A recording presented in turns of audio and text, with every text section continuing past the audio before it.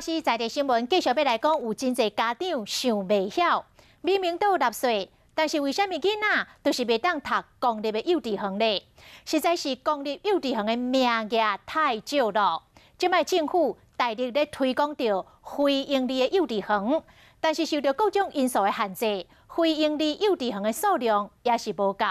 咱的托育公共化也是爱赶紧来赶速度。来看咱今仔日的专题报道。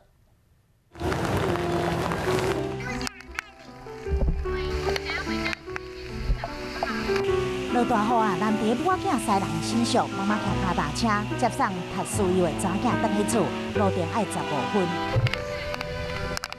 这是挑袂着公立幼儿园的心声。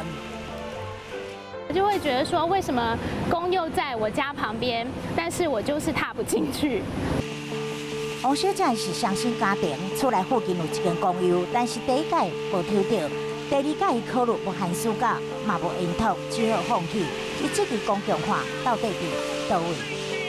它等于就是在条件限制上面就已经做了资格筛选了。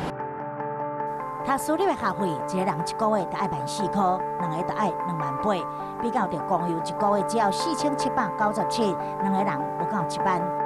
2岁到4岁，还阁会当减免学费7000块，但是这项福利交纳税钱啊，却看会到，享受袂到。 政府他有心要把一个支持妇女就业的一个服务做好的话，那他就做到全。来看新北市要读公立的人，每一届登记拢是100个人左右，但是看起来只有个位数。只要有抽到，大家都鼓掌啊，好像中乐透一样。那实际上是比例来讲，我印象大概。 应该是2比8吧。平常心讲，就是对政府来讲，政府也觉得束手无策。第一个，公幼需要空间，你一定要有找到好的空间。小学有闲置空间可以拿来用，那但是不一定小学都愿意把空间交给公共托育。开始抽签，内取26。台北市也是相争手，这签决定的是厝内经济动荡，台湾悲惨的托育困境，哪安尼？ 剩菜剩饭没收好，还继续煮给小朋友当下一餐。粗暴地把孩子拖出教室，不睡觉就用棉被压头。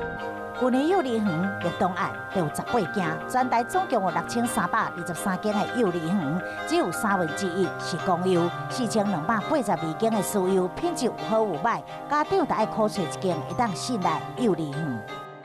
公幼其实它一个很大的责任跟义务，就是它要优先照顾需要被照顾的孩子，像低收入户啊、中低收入户、原住民的孩子等等。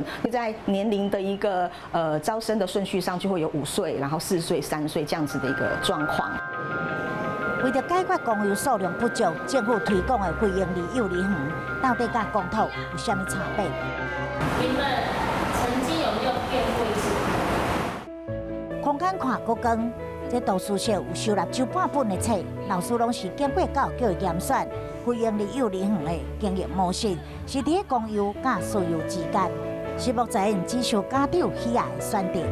非营利幼儿园大部分是利用国中小闲置的教室，提供无偿的场地，再加上每间学校都有经过合格的评鉴，就是要让家长在付学费的时候不会喊痛，是非营利幼儿园存在的目的之一。 非营利幼儿园的学费，2008年学年度一个月只要3500，第3梯也阁减免1000块，卖当解决家长寒暑假甲因托的问题。最近这几档报名的人是增加真多。那像今年我们只有41个名额，可是我们从网络报名跟线上报名，现在累积起来已经有820位的小朋友家长来报名了，所以它其实是逐年在增加。 目前全台总共有132间非营利幼儿园，这小争取的程度，恐惊嘛无需要公托。家长期待政府正式的脚步，会当搁再加快，才会当解决托育的难题。